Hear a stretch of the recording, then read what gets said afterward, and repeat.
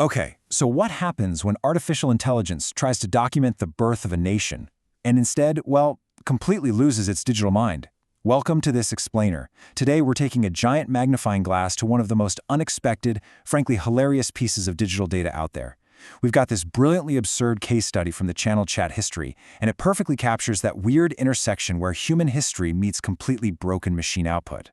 Seriously, we're looking at a piece of source material that's as mysterious as it is, well, incredibly brief. We're going to treat this algorithmic hallucination like it's a newly discovered ancient text. By giving this artifact our absolute undivided attention, we'll uncover the hidden, accidental architecture of a truly unique digital footprint. Let's just dive right into the anomaly. And honestly, this brilliantly illustrates the immediate mystery right out of the gate. Look at this stark, almost poetic juxtaposition. On one hand, you have this grand, super-specific historical fiction premise clashing against a completely disconnected minimalist reality. The title makes a massive promise, right? What if the American Revolution was in Discord? Part 2. Your brain instantly gears up for a rich, narrative-driven experience. You're expecting impassioned, typed-out representations of George Washington demanding supplies, maybe King George III spamming angry emojis, or some intense digital diplomacy happening in a locked voice channel. It promises this dense historical roleplay, picking up right where Part 1 left off. But the actual transcript, the complete textual record of this epic event, it's literally just foreign, foreign, foreign, foreign, foreign, thank you, foreign, thank you, foreign. I mean, no way, right? It's such a jarring, hilarious disconnect. There's no revolution here, zero dramatic chat logs, just a strange, echoing loop of automated confusion that totally failed to understand whatever audio was fed. So, moving right into Section 1, Analyzing Word Frequencies, the data. To truly understand this text, we need to treat it with the utmost academic seriousness. I know, it's tempting to just laugh off this total system failure, but we've really got to dissect it line by line. When a system that's supposed to transcribe human speech about the American Revolution spits out a bizarre minimalist poem instead, well, the best way forward is to break down the raw numbers. Let's isolate the variables. Get this, the entirety of our source material consists of a mere 13 words, parsed into 10 distinct phrasing blocks. 13 words! Think about how incredible that is. Imagine putting all that creative effort into producing a highly anticipated Part 2 of a historical series, and your lasting digital footprint is 13 words long. That's literally shorter than a sticky note grocery list. It's a completely closed ecosystem of data. Because we only have 13 words to work with, every single syllable here is doing incredibly heavy lifting. Every word is statistically monumental. Now, what's really interesting here is how the vocabulary strictly breaks down into a completely binary ecosystem. Out of the 10 sequence phrases, an overwhelming 7 of them are something the word foreign. The system literally listened to the complexities of historical debate, maybe it was digital musket fire or impassioned speeches about taxation without representation, and it just shrugged its virtual shoulders, labeling the vast majority of it as completely incomprehensible. That is a massive chunk of textual real estate dedicated purely to giving up.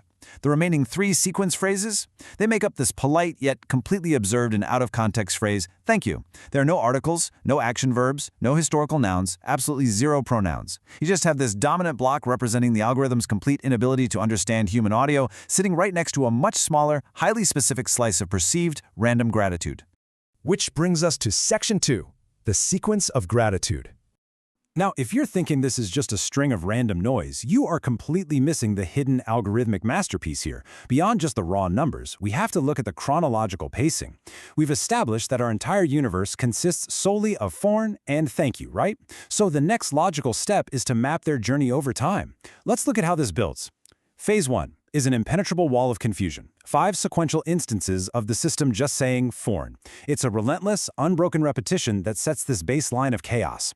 But then, in Phase 2, we get a dramatic plot twist, a sudden, solitary thank you. It's like a gasp of clarity in an absolute sea of static. Phase 3 immediately plunges us right back into the dark with another foreign.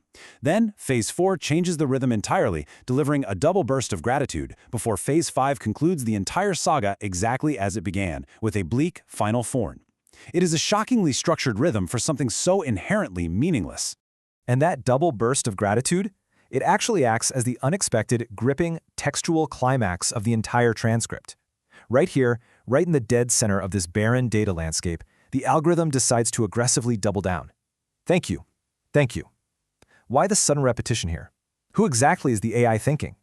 Is it thanking George Washington for a service? Is it thanking the Discord server moderators? Why this sudden unexplained spike in politeness?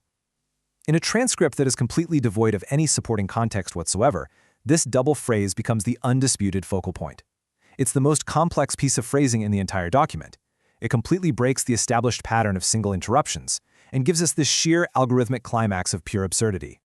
And that leads us to Section 3, Final Textual Composition. So, by treating this minimalist dataset as a literal archaeological dig, we can step back and map out the final architecture of the whole thing.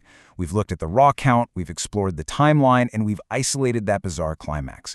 Now, viewing it all together allows us to see this automated error not just as a simple glitch, but as a rigid, highly dramatic structure.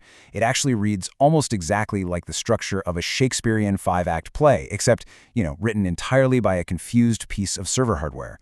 Act 1 is the opening, that heavy, oppressive block of 5 foreigns establishing the bleak reality. Act 2 is the interruption, the solitary thank you that breaks the monotony and introduces a tiny bit of hope. Act 3 is the bridge, a quick, tragic relapse into foreign. Act 4 is our climax, that dramatic double thank you we just analyzed. And finally, Act 5 is the conclusion, a single foreign to close out the data stream, leaving us right back exactly where we started. It is perfectly symmetrical documentation of absolute digital confusion. Ultimately, we have to leave you asking a deeply profound question. Does this broken code know something about the American Revolution that we don't? Was the real revolution simply the thank yous we met along the way? I mean, how does a title promising the Founding Fathers in a chat room yield a perfectly structured 5-act play of foreign and thank yous? The data we've thoroughly explored today shows us exactly what happened, literally down to the syllable. But the why? Well, the why remains one of the most fascinating, hilarious mysteries of our modern digital age. It's the ultimate reminder that sometimes the most rigid data structures are born from the absolute most chaotic machine misunderstandings. Thank you so much for joining me on this deep dive into the absurd side of data, and remember, always question what you read on the screen.